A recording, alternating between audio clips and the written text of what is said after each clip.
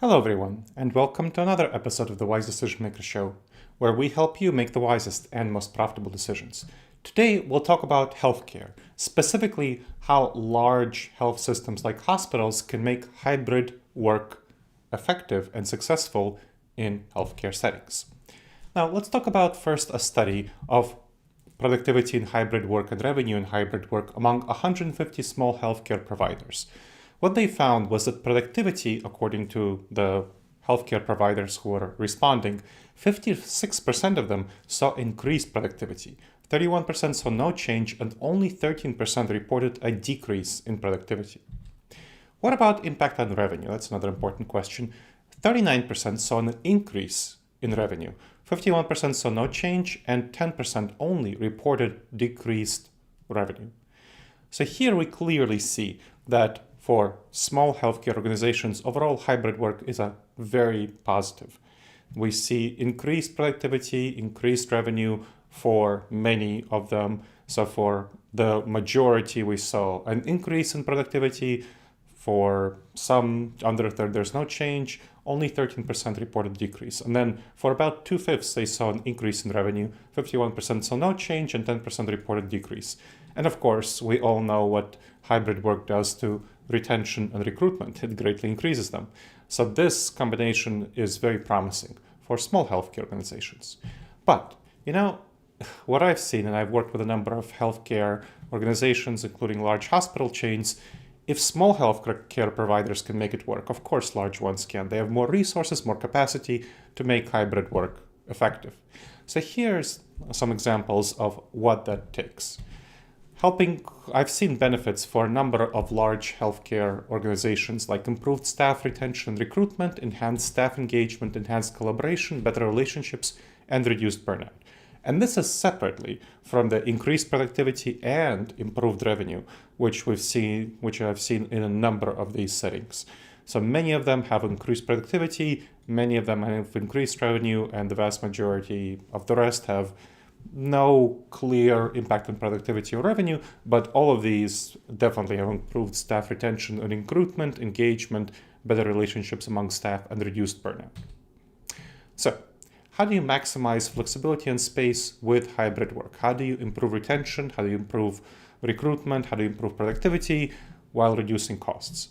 I'll tell you in a case study from Heather Sprague, who is the Chief Human Resource Officer at Adina Health Systems, which is a chain of hospitals in Southern Ohio, which highlights the benefits of hybrid work.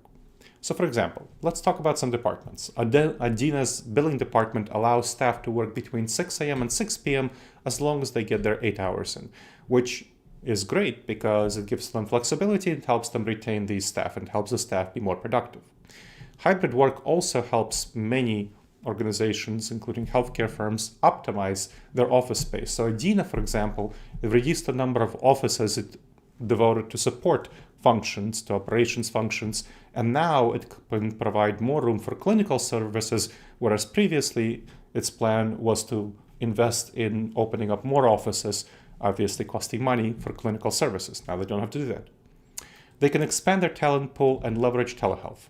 So they were able to expand their talent pool by hiring from distant areas, from remote locations. Now, you might not know this, but Southern Ohio is not the most attractive place to live for most people. It's not close to large cities.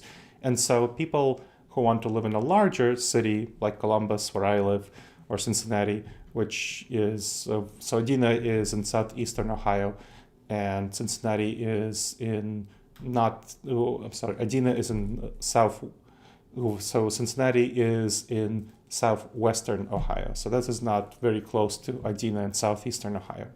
And it can now recruit people from remote locations around the US, not simply from Ohio. So it's IT staff especially who are hard to find, but others it can recruit easily from around Ohio because they're working on a hybrid schedule. So if they need to come to the office for a couple of days a week, that's much easier if you're making that drive from Columbus for an hour and a half or from Cincinnati for an hour and a half twice a week rather than 5 days a week. Telehealth is something that they're using, and that's very good for behavioral health and counseling services. So such healthcare services, great use of telehealth. And the providers can easily work from home. Now, there have been some challenges with connection hurdles. So maintaining employee connection and engagement can be a challenge if you don't use the right strategies. So Adina employs technology platforms to do so, WebEx Teams and Workplace from Meta, which improve communication and recognition and collaboration across departments. So using the right technology is very valuable. You also want to measure engagement. And have action plans to ensure engagement. So Adina has a frontline leaders program to manage and engage remote and hybrid staff. And Adina also conducts 2 surveys per year, a pulse survey and an engagement survey, which helps them measure staff engagement and have action plans based on previous results and current results to identify struggling departments and benchmarks against similar healthcare organizations. What about turnover concerns? So Sprague's HR team, Heather Sprague's HR team, works with other business units to examine turnover data or exit interviews to identify potential issues and concerns. And of course, they do find that hybrid work, remote work, help reduce turnover. So there's an openness to adjustments if there are issues that arise, with patient needs as the top priority. Now, there are some challenges for onboarding and training that you need to overcome. So for example, what you need to do if there's no in-office exposure for remote staff, it's really beneficial to have on-site attendance. And I've definitely worked with healthcare organizations to have on-site attendance for new staff orientation, to ensure they understand their job and roles and to plug them into the organizational culture and get them established with relationships there. So this organization enforces this policy, Adina, for specific activities regardless of employee location. So having in-office onboarding, very helpful. And you want to prioritize patient-centric care. Of course, any healthcare organization does, but what does this mean in the context of hybrid work? So if you're facing some challenges with remote work in some of your departments, what do you do? So if they have faced some challenges with case management, with the utilization review departments, so what they did is, because they couldn't solve them in the context of these people working remotely, they brought this team back on site to ensure that there's effective inpatient care and proper discharge planning and transition care, which they really had trouble doing when these folks worked remotely. So this is the benefits of on-site presence, which is obviously a challenge when some people from your staff work fully on-site and some work in a hybrid or fully remote modality, and you need to coordinate among them. In some cases, it might be best to bring people on-site if otherwise patient care will suffer. So that's why you need to adjust hybrid work based on patient-centric needs. Now, Heather Sprague says that hybrid work will definitely continue at Adina, and she found that a study on hybrid work bedside nursing with remote support for patients is an example of something that can be easily done and for clinical services. So it's very important to stay connected with those you serve, ensuring it works for both the staff and the patients. So you want to have regular check-ins on your hybrid work to confirm its effectiveness for all. And that means sometimes you want to adjust to bring some people on site and or more of the time, and sometimes you want to give people more flexibility depending on the situation. So Sprague believes that the role of HR leaders in healthcare hybrid work is to focus on organizational culture, ensure high employee engagement, partner with business units to make sure that any concerns and issues are addressed, and be open to checking and adjusting when things don't work. So that's how you maximize hybrid work benefits for healthcare. And Heather Sprague is just a case study of a number of organizations that I've worked with and that I've seen large healthcare providers offer hybrid work and remote work effectively.